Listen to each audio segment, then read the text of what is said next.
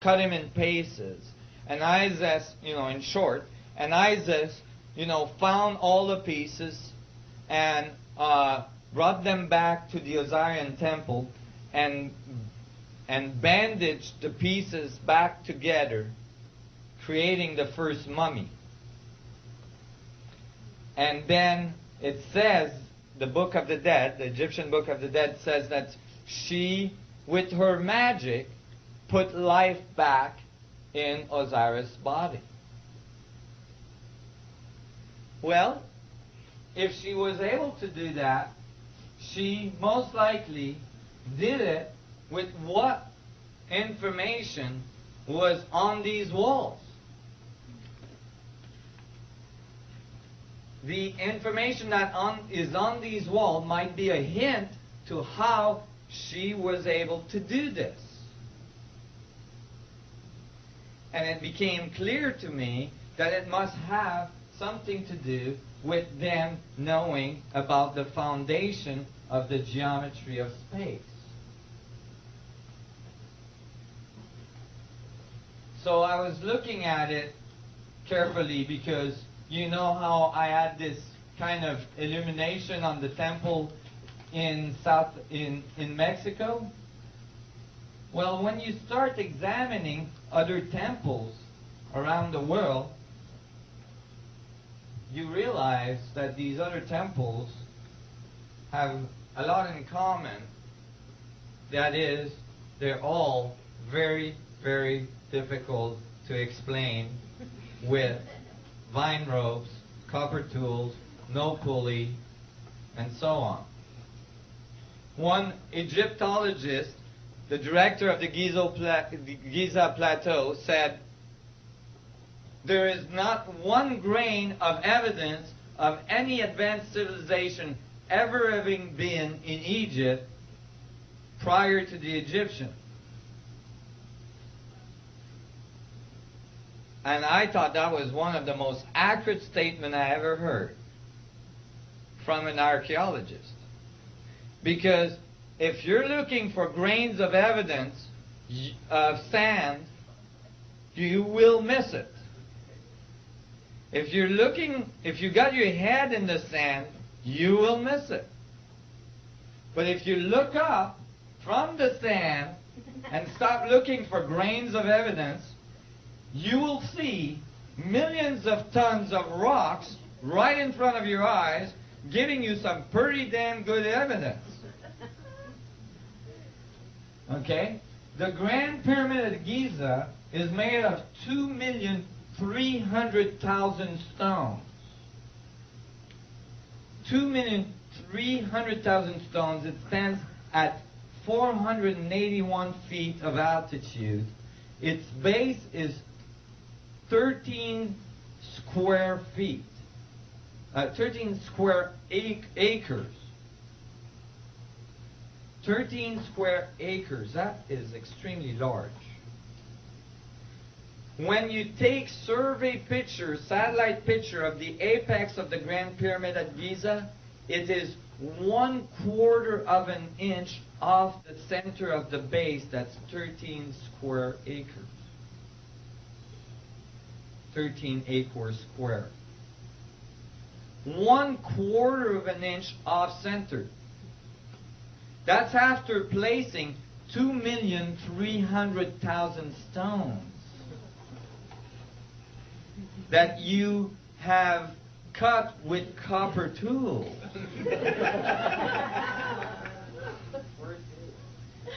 Yeah, you need some pretty good moonshine to do that one. But I guarantee you, that is extremely difficult to reproduce. In fact, there is no way engineering companies on this planet could ever reproduce that. Even with all of our modern technology, if we give them billions and billions of dollars, they couldn't come up with anything like that. Because if you divide 1/4 of an inch error by 2,300,000 stones, the accuracy at which you're placing these stones is outrageous. And we can't do anything like that. our most accurate buildings, like telescopes, are not that accurate. They're not even close to having that kind of accuracy. Go ahead. So you could say we've just barely come out of the Dark Ages. Basically, or we got into the Dark Ages. Because it seems that there was people that were doing a heck of a lot better than us.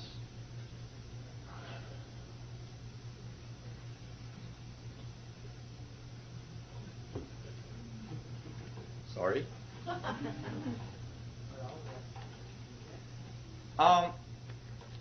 So when I was looking at this, I'm like, wait a minute.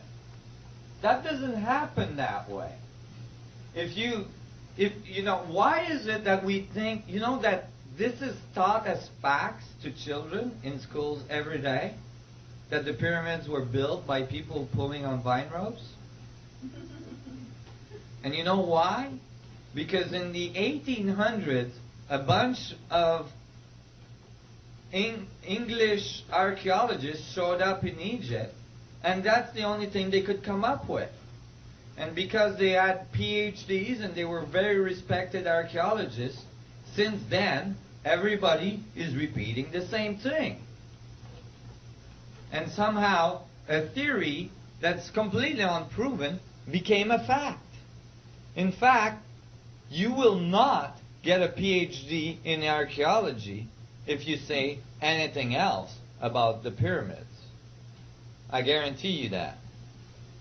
You cannot get a PhD in archaeology by saying the pyramids were built by Little Green Man. This is one of the problems with education.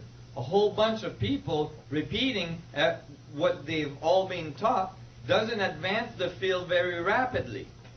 Because everybody is repeating the same thing. You're not going anywhere.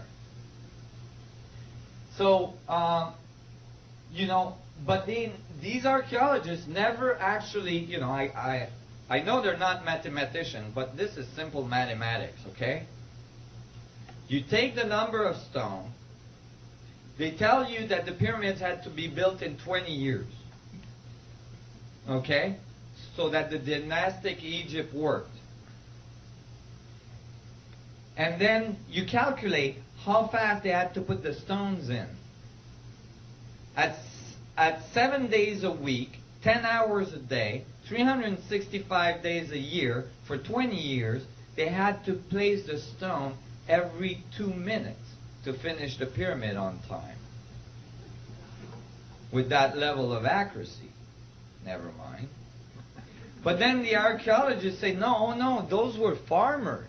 They could only build the pyramids during the time of the flood of the Nile when they couldn't work in the fields. 3 months out of the year. See, when they had that 3 months vacation, hey, let's all go and build a huge pyramid. So they went out there and built pyramids 3 months out of the year. You redo your calculation. Now they have to place a rock every 2 seconds to make it in 20 years. So that really doesn't work.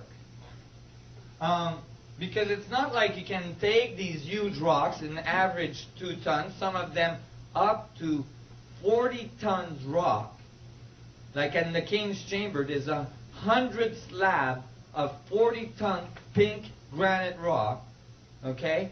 These things at 135 feet of elevation in the pyramid.